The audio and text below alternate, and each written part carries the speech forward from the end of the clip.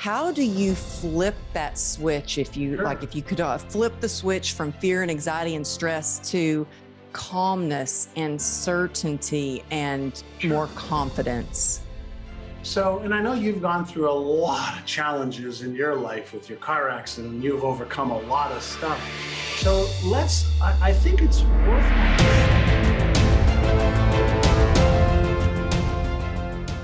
You said to do something for 100 days. Is that the magic number that you should kind of reprogram these things, Sure. whether they're things you tell yourself or habits or new things that you introduce into your life on a daily basis? Is that the magic number?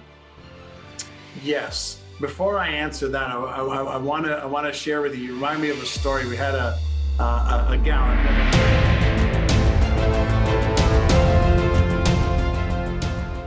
How do you use, if you could give me something that somebody could use to turn fear into fuel to move forward? Sure. And just so you know, I haven't had a drink since September of 2009. So Oh my I used to goodness. drink way.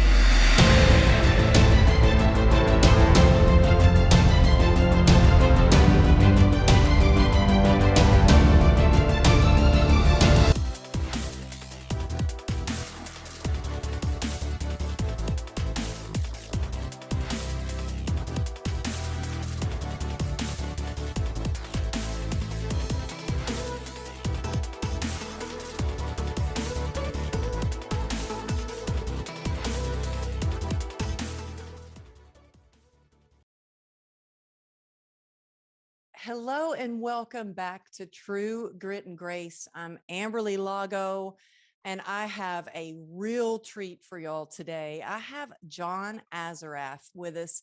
He is one of, I would say, the leading expert of mindset and behavioral in the world. He's appeared numerous times on Larry King Live, Anderson Cooper, and even the Ellen DeGeneres show. And you may know him from the blockbuster hit The Secret. He's been in several movies. He's built 5 multi-million companies. One went public on NASDAQ, and one, Remax, grew 1,200 sales associates and 4.5 billion a year in sales. He's written a best-selling book, which I loved on Audible, by the way, called Inner Size: The New Science to Unlock Your Brain's Hidden Power, in addition to being a 2 times New York Times bestseller. And he is the founder and CEO of myneurogym.com. It's a company dedicated to using the most advanced technologies and evidence-based training methods to help individuals strengthen their mindset and emotional skills so they unleash their inner power and maximize the results. John, I have to say something really quick. Okay. Y'all, I'm not usually like a little nervous. And I think because I'm so just in awe of your work, I'm a little tongue tied and a little bit nervous. So I was stuttering through that No, intro. no need to be. Oh my goodness. You're so kind. I'm so appreciative that you're here to share. I love your book. I first found you actually on Clubhouse, and I would just sit there and just eat up all that you would say. You have such wisdom, but an incredible story. There was a story that you told about a mentor that you had, Mm. and his name was Mr. Brown, and it really impacted your life. And I had a mentor growing up too, and it's amazing how mentors can do that. I would love if we could just start by sharing kind of where you were and how you came from being a little bit of a troublemaker, if I might say, A to this. lot. Yeah. A lot of trouble. You know, like many of us, life was, normal as a kid. Parents, raised 3 children, trying to make ends meet. Um, a lot of struggle as they were, young parents, in the 50s. My father was doing odd jobs and ended up, working as a cab driver. My mother was a seamstress working with a local department store. They got married for all the wrong reasons back then, and they didn't have a great relationship. but they loved their family and they wanted the best for my brother and sister and I. And so I was born in Israel, and my parents moved from Israel to Montreal, Canada when I was 5. And the reason they did that is they didn't want to raise their children in war-torn Israel. There was always at war with some of the neighboring countries. And so they said, well, let's move and immigrate to Canada. And which sounded fine, except I was put into first grade without knowing the English or French language, which is what they spoke in Montreal. And so here I was falling behind in a classroom of 50 kids, 60 kids back then, packed. Teacher could not pay attention to the kids that didn't have the basic of alphabet and language. And so I fell behind by a couple of years within the first 3-4 years. By the time I was in 7th grade, I failed English and math. By the time I was in 11th grade, I was considered a high school derelict, getting into trouble in school, fighting in the principal's office, getting kicked out of school. And then on the side, I was doing illegal things like breaking in entries, selling drugs, yes, doing drugs, drinking alcohol. And I was 15, 16, 17 years old, getting into a lot of trouble. And that was where I felt comfortable. That was like, that's where I felt comfortable and safe. And I was told enough times that I'm not very smart. I was a dumb jock. I was a derelict. I wouldn't amount to much. Voted most likely to fail in life. And so I had this self-image that I just wasn't smart enough. And so I did things that I excelled in, which were nefarious things. And then as I was getting older and I was taking more and more risk, the consequences became much greater. One of the guys that was in my little street gang that I was a part of went to jail. Another guy died. And my path was on the wrong train, on the wrong path, picking up speed. And the only thing that I was going to hit was a wall, morgue or jail. And my brother, who loved me and I loved him, my sister, who loved me and I loved her, were really concerned for what I was doing. They knew my parents didn't. If my father would have known, he would have killed me. And so my brother, out of his just desire to help me, was a tennis coach. He had a client that he was teaching tennis to, who was a very successful entrepreneur in real estate. And he said, hey, listen, why don't you come to Toronto to meet me and this man named Alan Brown, and maybe he can give you some ideas. Maybe he could even hire you to work for his real estate company. I was like, that would be awesome, because at the time I'd left school. I was working in a shipping department of a computer company, getting boxes, opening up the boxes, putting things on the shelves, taking things off the shelf, putting in boxes, putting them on the truck. Hated it. And so anything would have been better than the $1.65 an hour that I made doing things I hated. So my brother invites me. I take the train to Toronto. He picks me up. We go to lunch with Mr. Alan Brown. Cordial man, well-dressed, in shape, happy, vibrant, looked successful, wasn't ostentation. It was just an elegant man. And at lunch, he just started asking me questions of like, why was I doing the things I was doing? And my answer was, I don't know.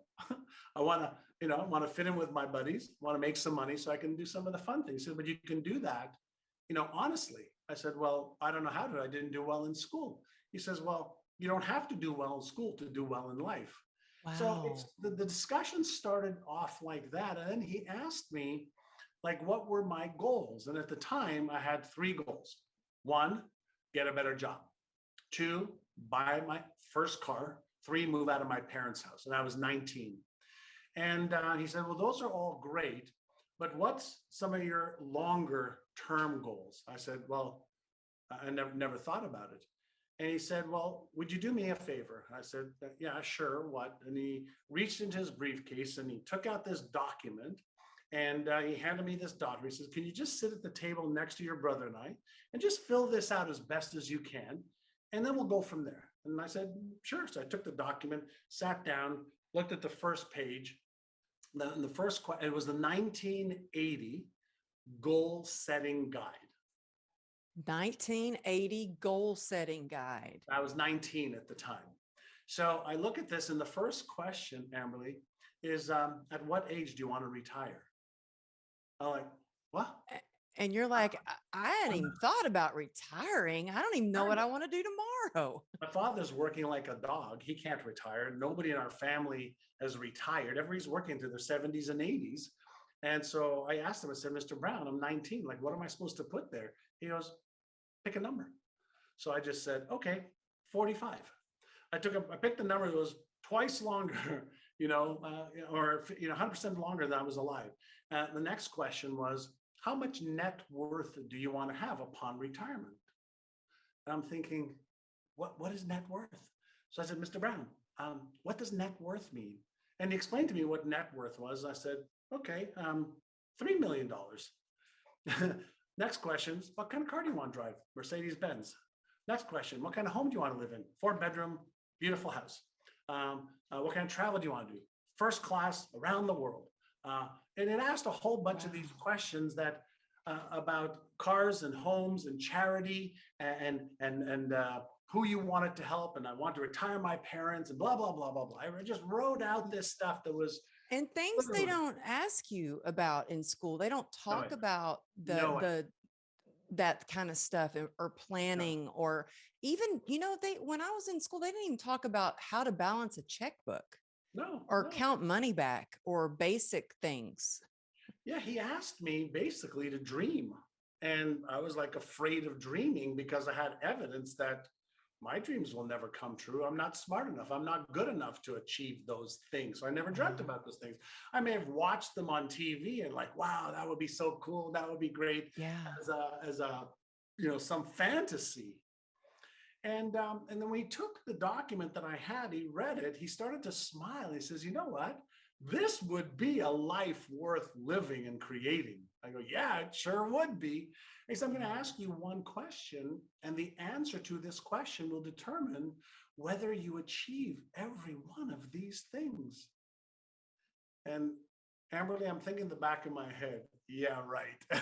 One question is going to determine whether I achieve $3 million and travel the world and retire my parents and Mercedes Benz and Italian wardrobe and do these things and have these things. And he leaned in and he said, son, are you interested in achieving all of these things, or are you committed to achieving them? And I remember thinking, am I interested or am I committed? And I felt stupid again. And so I said to him, I said, Mr. Brown, what's the difference?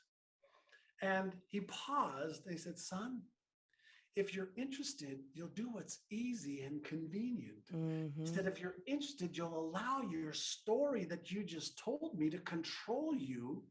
He said, if you're interested, you will keep repeating the same habits and patterns over and over again, hoping and praying and dreaming for things to change, but you won't change. He said, however, if you are committed, you will upgrade your identity. And he pointed to his head. You'll upgrade your identity so that it matches your destiny. Oh, that is so powerful. Yeah, he says you'll upgrade your beliefs about what's possible for you. You'll upgrade your mindset and your skill set, and you'll develop the habits required to achieve every one of these goals, which they're all achievable. You just don't know how. So, son, are you interested or are you committed? And I was just about to jump out of my seat, right? Because it made sense. And so I'm committed. And he was calm. He said, in that case, I will be your mentor. Oh my gosh. I love that story. I'm getting chills up the back of my head right now. I got goosebumps. That's so good. And then I said to him, what's a mentor? I didn't know. And he explained to me, a mentor is somebody who shows you the path, somebody who shows you why you do this and not that, how to create an identity, how to create the beliefs, how to create the habits, and what skills do you upgrade. So he, in one lunch, one question, one answer, helped change the trajectory of my life 41 years ago. Wow. 41 years ago. And that man, by opening up his heart and giving me of himself, he then asked me to move to Toronto, which I fought him on. He then asked me to get into real estate school, which I fought him on because I lived in Montreal, 350 miles away. I didn't have any money. I hated school. I had all the reasons, stories, and excuses why to say no, no, no, no, no. I don't know why, but I did it anyway. And I started working for him on commission only, zero salary. Not only did I not make my $1.65 an hour, I went to zero. But he taught me the self-confidence, the skills, the certainty to trust and believe in myself, whereas I didn't before. And then over the next 12 months, 18 months, excuse me, under his guidance, I made $180,000 selling Wow. real estate at 19 years young, having zero experience in business, zero sales, zero marketing, zero anything, just learning what to say, what to do, what to think, what to feel, and how to upgrade my identity to match this destiny. And that was the beginning of me realizing that mindset is something that you can get better at. Managing your emotions is something that you can upgrade that skill. And then learning what to do. We already know how to achieve just about anything that anybody who's watching or listening wants to achieve. So if you're committed, you'll do whatever it takes. And if you're not, then you'll allow your stories, reasons, and excuses to control you. It's so true. And it is being committed to reach your goals and just going after it with grit. Right. I have had fear, and I mean, I was nervous when I started talking with you and we got on the, not fear, but a little, I like to turn that, I've switched that to excitement is what Yeah. how I've learned to control those emotions with when I get nervous. But some people live with a lot of fear, panic attacks, anxiety. How do you flip that switch? If you Sure. like, if you could flip the switch from fear and anxiety and stress to calmness and certainty and more Sure. confidence. So, and I know you've gone through a lot of challenges in your life with your car accident. You've overcome a lot of stuff. So I think it's worthwhile just stepping back for just a moment. Like when you said the word panic and stress and anxiety and uncertainty, I hear ignorance. Let me explain what I mean. Not stupidity, ignorance. Would you agree that anxiety is a result of something that's going on in your brain that's causing this feeling that we call anxiety? Mm-hmm. Stress is a feeling that we have because something is going on in our head that's causing this emotion that we call stress. Now, there's eustress, which is good stress, and then there is bad stress.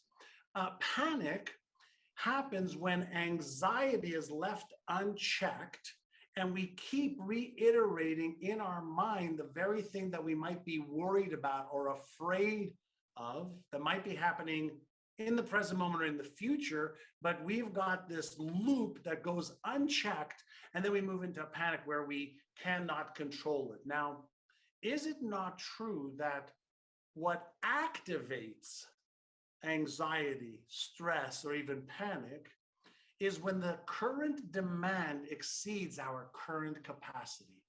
Mm-hmm. So the current financial demand exceeds our current capacity. When the current communication demand exceeds our capacity. When the current demand on our physical body or our emotions, because of how much training we've had or not, exceeds our current capacity, we hit those boundaries that activate a group of networks and circuits in our brain that release the neurochemicals that then cause the feeling. And if we don't know how to be aware of feelings in our body and what to do to release them, then we keep thinking about what we feel and feeling what we think about. And now not only are we reactivating the cells in our brain to fire over and over and over again, producing those neurochemicals that we don't want to feel, but we think about what we feel what we think about, and then we create a self-fulfilling doom loop that not only keeps that loop going, but we now reinforce it. It becomes a dominant pattern. Mm-hmm.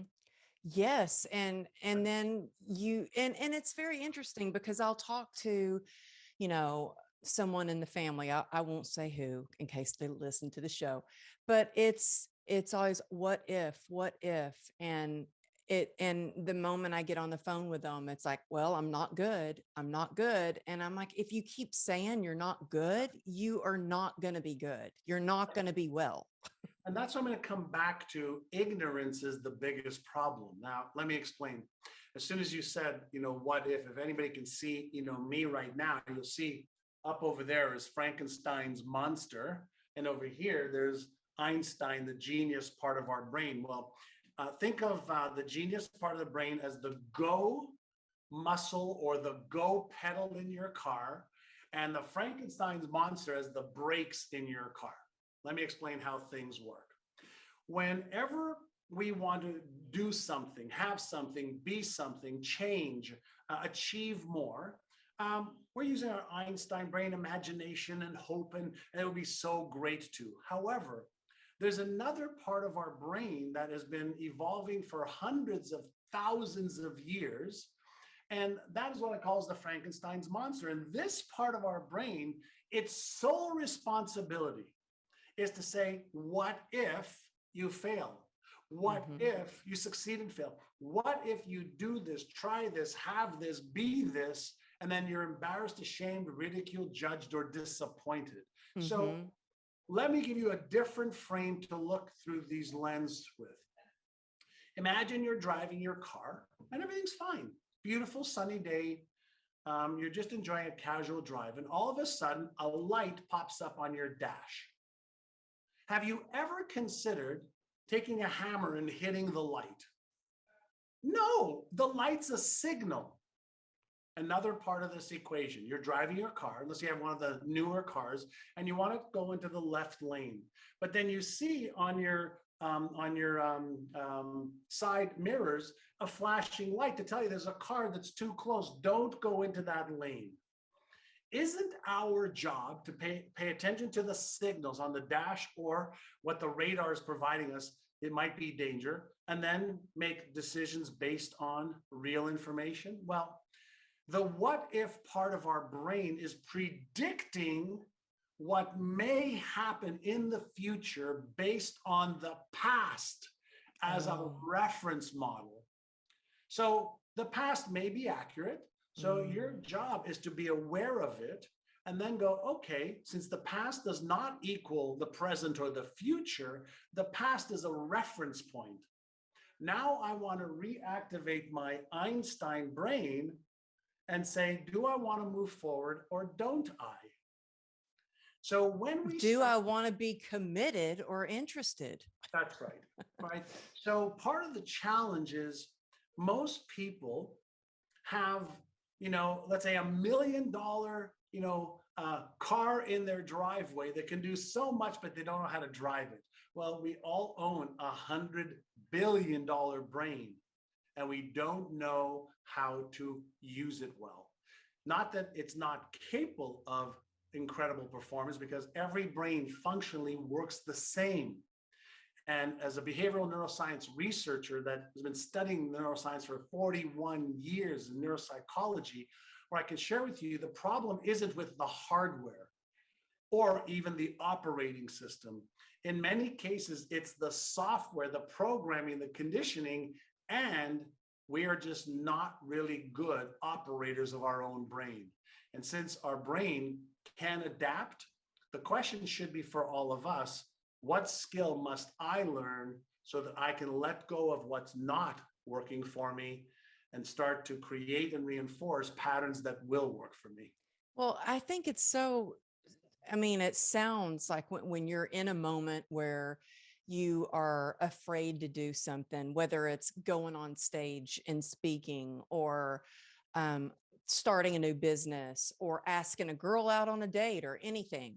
That's right. In that moment, it sounds simple to just go, wait, I need to be aware of this feeling, where this, what past experiences or this is this coming from.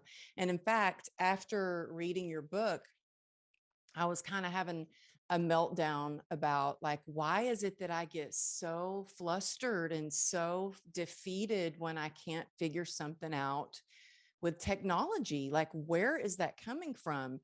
And after reading your book and thinking about and being aware of these feelings, I was able to process it. Oh, I remember exactly where that came from. I remember the first time I was on a computer and my ex-husband told me I was stupid and I could never use a computer. And see, there you go again. You made it crash again. And it was like, oh, I just don't ever. And so I ended up, I let that stop me for a long time. I bought my first computer only 5 years ago.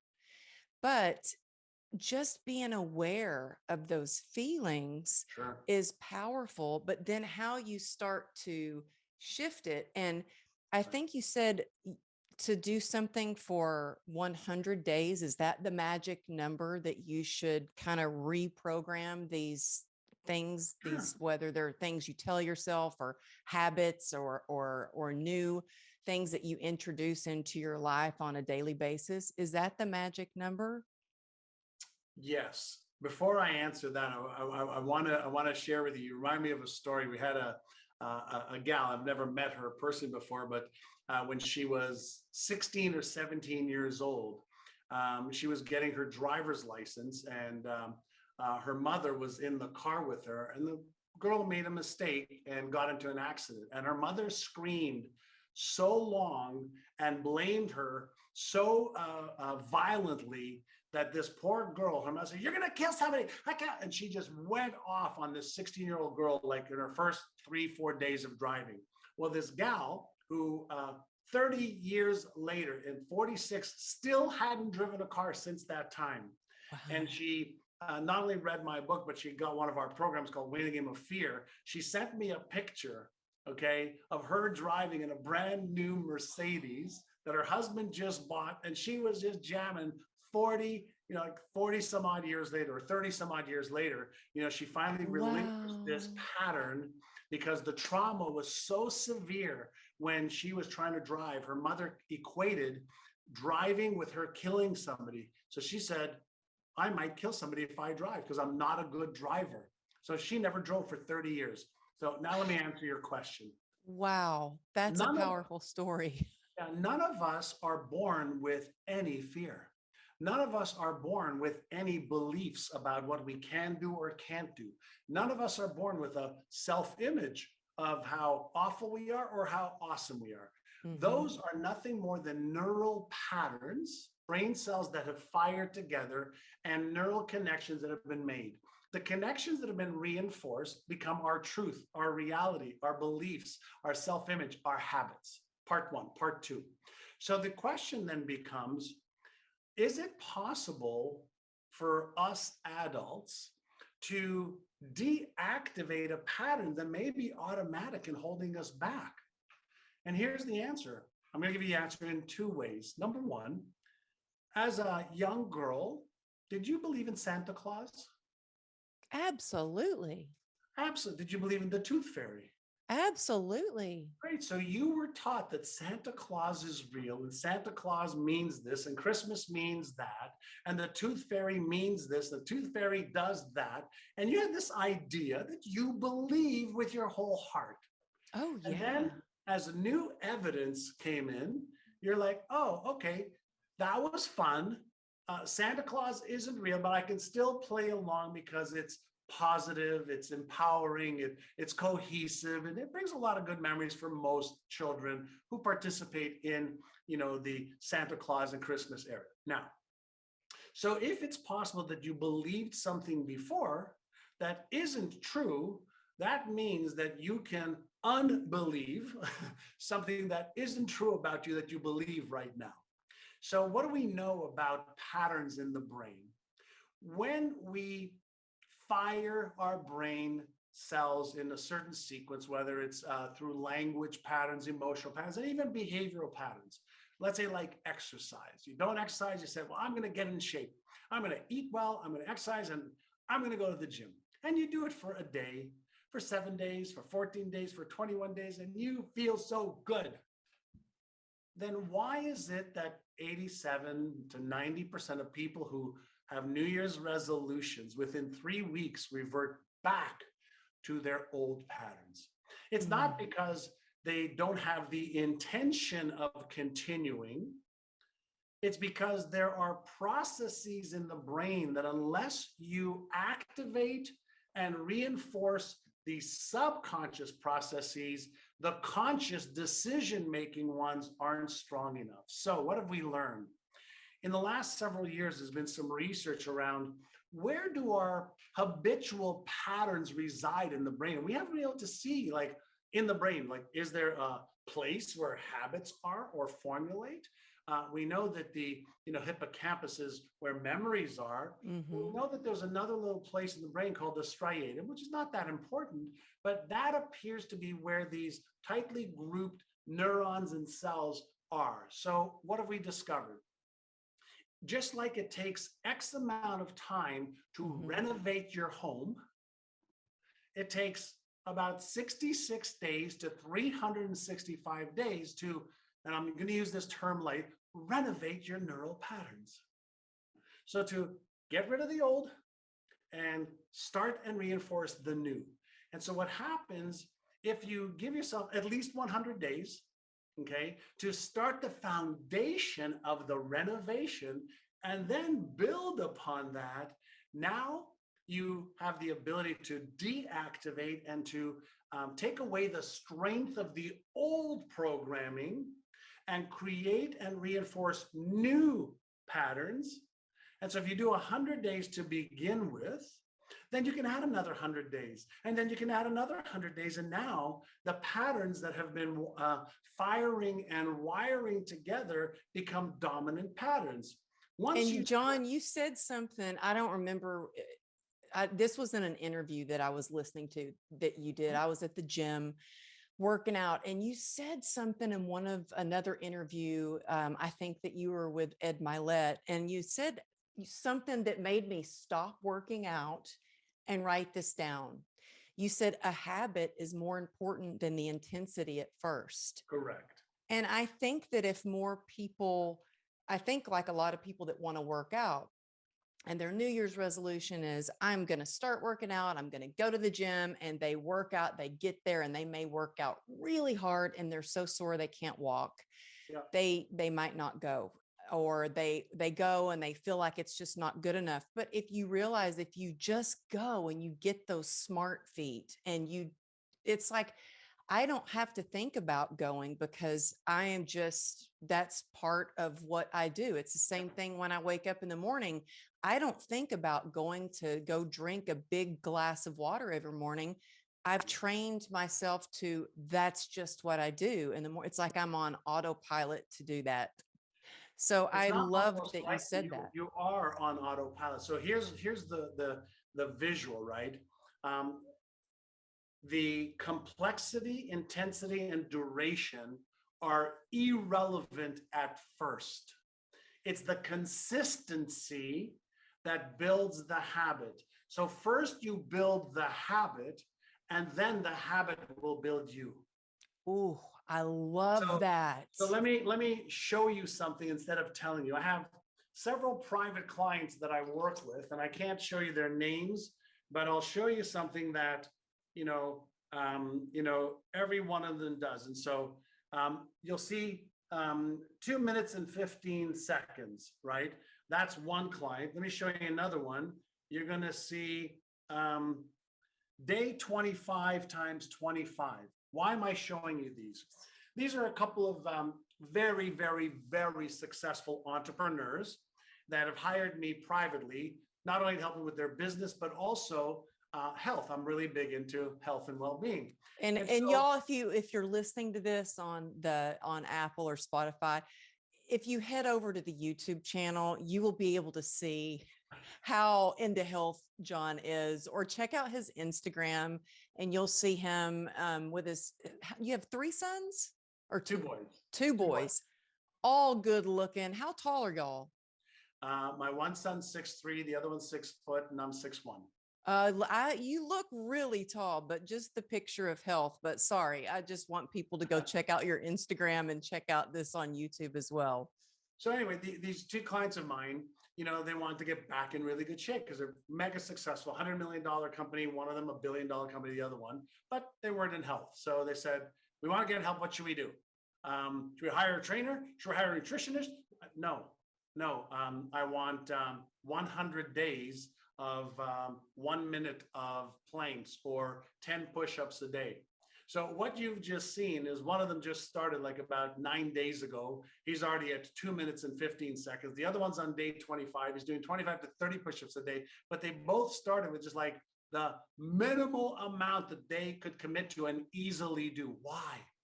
Well, if we can reduce the neural tension of change, let me explain. The neural tension of change.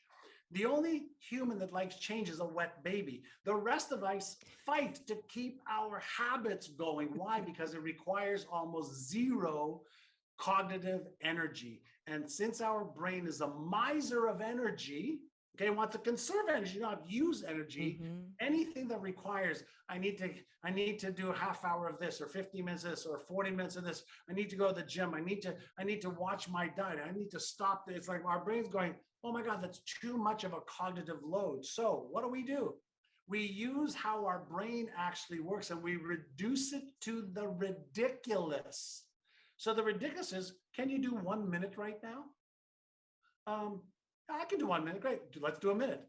And then tomorrow, when you don't feel like it, can you do a minute? Well, a minute's nothing. So we reduce it to nothing. Listen, when my mother, before she died, was in her retirement home, she was depressed for many, many years, didn't feel like doing anything, stayed in bed for months at a time. And I used to fly back and forth to Montreal where she was. Hey, Mom, why don't you come for a walk with me? I don't want to. Okay, Mom, just move your arms up. I don't want to. Say, okay, do me a favor, Mom. Can you take your finger? True story. Can you just do this? One finger. Wow. She goes, yeah, she did one finger. I said, oh, that's easy. Can you do the other one? Then she did this. Can you do the other one? She did this. I said, well, now you did this hand, do the other hand. I started off with her. This is a few years ago. I started off with her just moving her fingers, then moving her arm, left leg, right leg, to the point that just a week before she died of COVID, she was on the bike every day for 15 minutes, like on the little recumbent bike, and walking the halls, starting with one finger, doing this, right? And she was in her 80s, was never in shape her whole life and never really wanted to do anything. So the point that I want to make is this 100 days is what gets you going.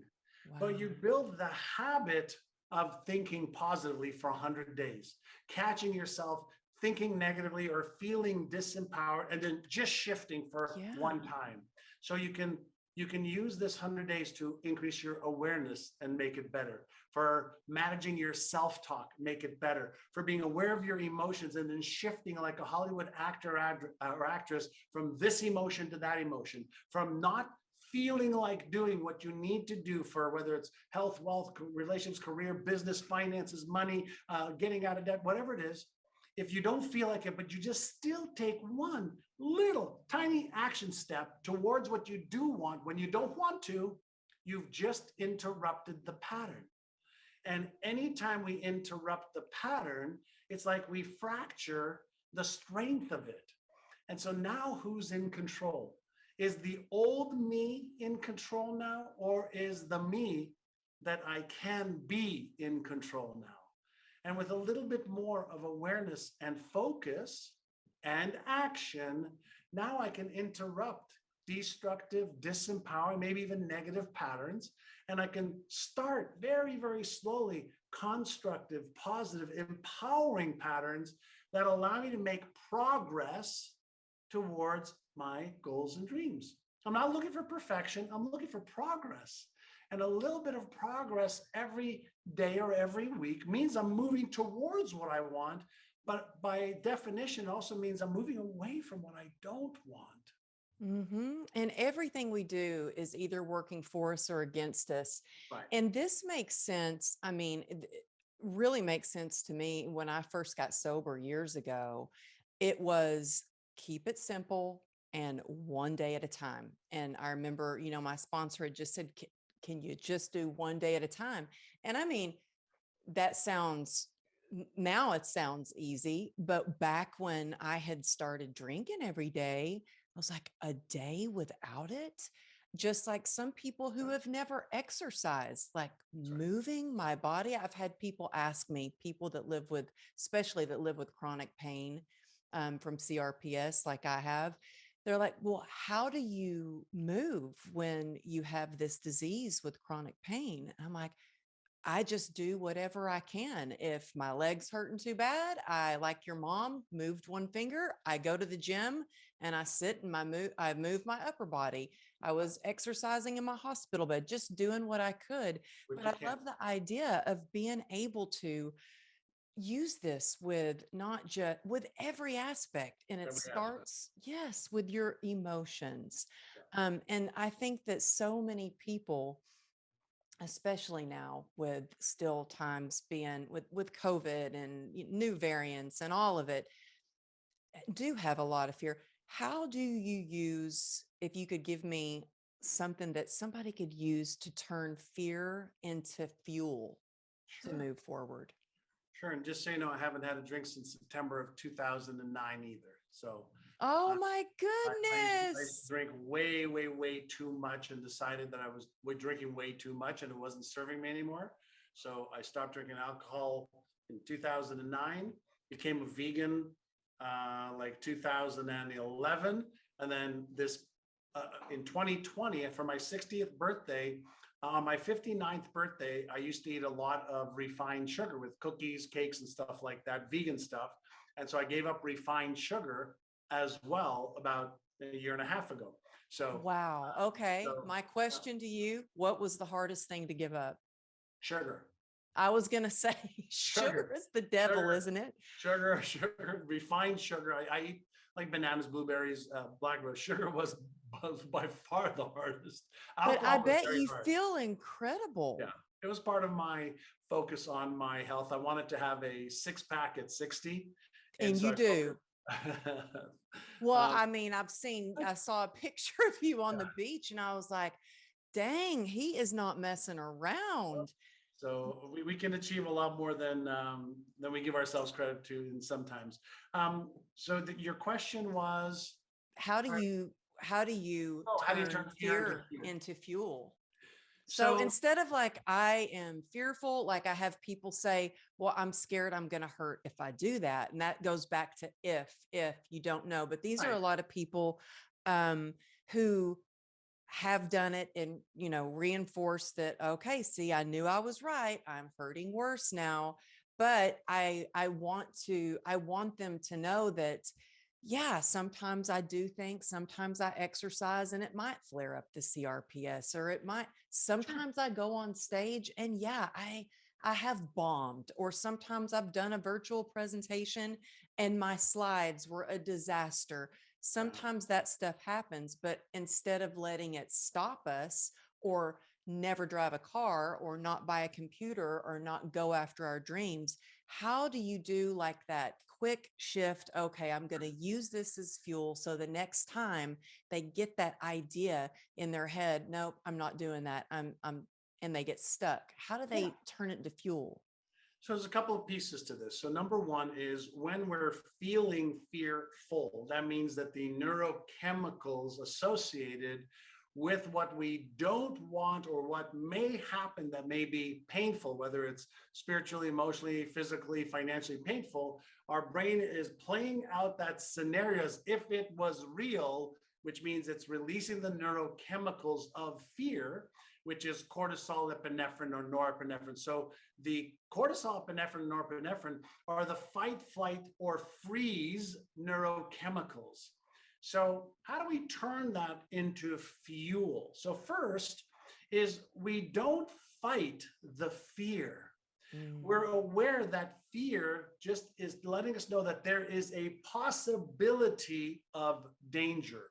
It's a real danger to us in our heads because of the memory that we have around the thing, or what we've read or heard or observed happening, or what actually happened to us. That's part one. So we want to shift into a state of awareness, and it's awareness that gives us choice, and choice gives us freedom. So here's what we do. We can play this out in advance, and it goes like this. So I want you to imagine that you take the action that you're afraid of taking action. And I want you to imagine, okay, that let's say you bomb on stage, okay?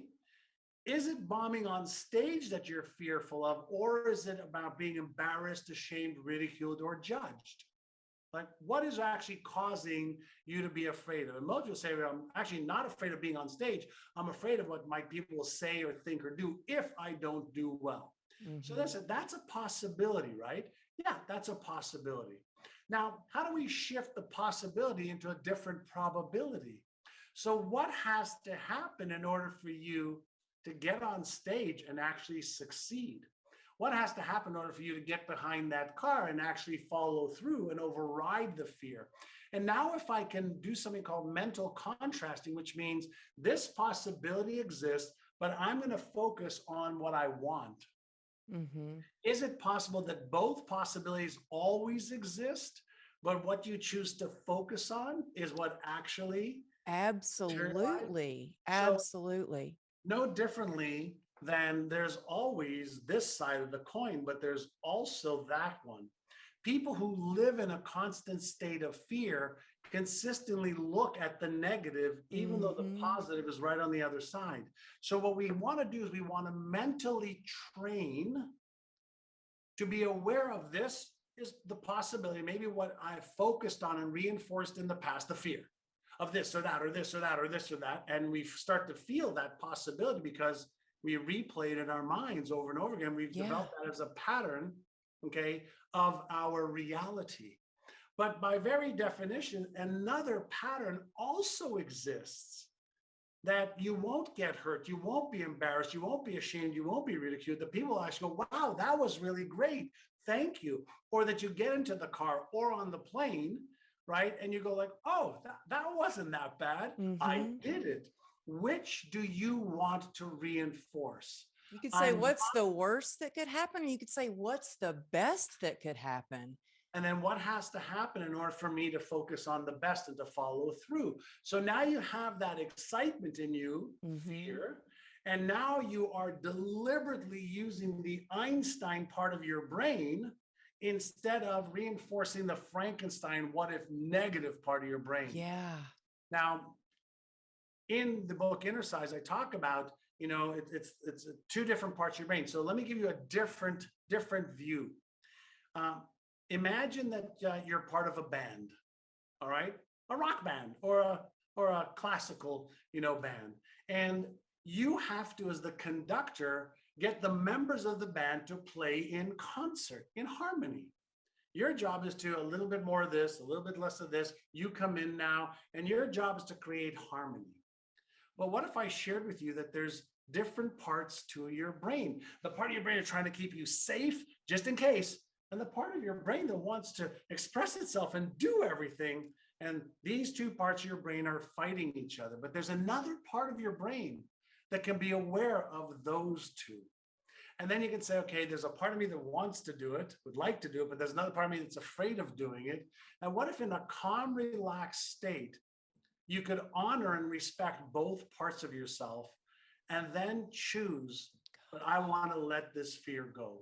I want to step into becoming more, having more, sharing more, giving more. I want to live a more purposeful life. I want to live a more meaningful life. I want to be able to express myself more fully versus being laden with fear. Yeah. Now, that's the gift each one of us has is we can actually choose and not live these repetitive, disempowering, destructive patterns that hold us back, when the only reason is we don't have the skill yet on how to turn the fear into the fuel. Everybody starts off as a clumsy beginner. Everybody starts off with fear of whether it's falling off your bike, but we learn how to ride a bike by falling. We learn how to walk by falling. We learn how to brush our teeth by messing it up. We learn how to eat because we stick it everywhere but our mouth. It's so true. And I mean, I have people that are scared to post on social media, and they're like, well, as soon as I find somebody that I could hire to do that for me. And I'm like, no, you just need to do it. I purposely leave my most horrible posts that I first did, with bad filters, and sometimes, look, they're also not so great now, but I'm constantly learning. And when you just do it and you practice at it, I leave those posts up there so people can see.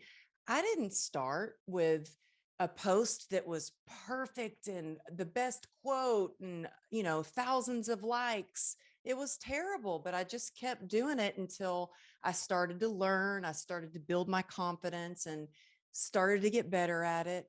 And it's the same with whether you're writing, whether you're speaking on a stage, whether you're getting up to share. And I mean, John, you'll have to check him out. Well, first of all, grab his book, but you are going to get lost on it watching his YouTube videos, because it's one thing to hear him, but you're so entertaining when you speak because of the way that you do and the way that you have. I'm learning a lot as a speaker, just seeing you right now on Zoom. I'm like, I love that coin, how you took the coin and you flipped it over. It's very memorable, and you're mesmerizing in all that you share. But yes, y'all, please check him out. And I know we've gone over our time a little bit. I just adore you and what you share. And I want people to, y'all don't walk, run out and get his book. I've got it on Audible too. That way I can listen to it while I drive if I'm not reading, but grab a highlighter and get the hard copy too.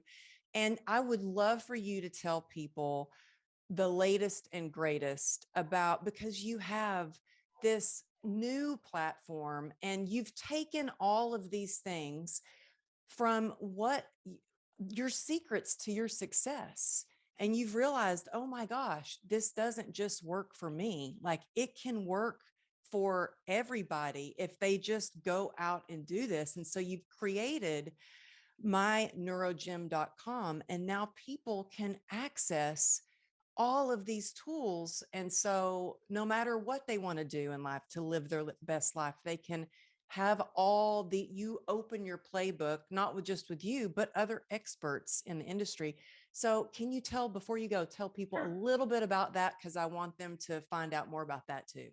Sure. So I started my company, myneurogym.com, because I personally believe, and there's enough evidence that, our brains are the epicenter of our lives and of everything that we experience and see and hear and do or don't do. And so the more we are able to recognize the genius within all of us and how to use our brain better, the more success we can achieve, and the more we can help each other, develop and grow and achieve our goals. And so every Saturday, there's a brain-a-thon that people could sign up for if they like. The one that's airing right now is Change Your Brain, Change Your Income, Change Your Life. And I bring on brain and success experts. It's free. And people could sign up and just join us on a Saturday for some, amazing brain training. And you'll learn more about stuff like we talked about today, and how you can set and achieve your goals. And you can either go to myneurogym.com or go to brainathon.com and sign up. And people join us for 2 hours or 3 hours or 6 hours. And it's fascinating. If you want to dive into my work, obviously I'm all over social media, and pick up one of my New York Times bestselling books, whether it's Inner Size or Having It All or The Answer, and just get into the work, because The evidence is there, and the how to achieve any goal you want is already here. So you just need to remove the obstacles, whether it's mental or emotional obstacles. And sometimes it's not knowing what to do. And once you do that, then you can start living your life the way you're supposed to be living it, and going through the stratosphere with accomplishments and ways to manage the stuff that doesn't work better. Yes, you know what? I am going to have my husband check that out too, especially this weekends. I've been really wanting him to. He's retired now, but he was a lieutenant commander with a highway patrol, and he's just like, I'm not into that self-development kind of stuff, but I know that he would totally resonate with you. And plus, kind of like you resonated with your first mentor, because you were like, well, he looks like a sharp dude. He's well put together. He's fit. My husband would be like, okay, this dude is fit, healthy. Yeah, okay, I'll listen to him. I swear. Okay. So I'm hoping that, yeah, I'm going to sign him up and be like, here, honey. So it is Thanks, just Amberly. always, I learned so much from you, and I just appreciate you being on the show. Again, y'all check him out. Whatever part, take a screenshot, share it in your social media, tag me, Amberly Lago, Motivation, and John Assaraf. And thank you again. Y'all check out the show notes. You can find all the links to his books, to every platform. And you know what? We need to put the link in there for your blockbuster hit too. So we'll make sure we do that too. Thanks, Amberly. Thank you. Have a great afternoon and night and day. And everybody, thanks for joining us. Thanks.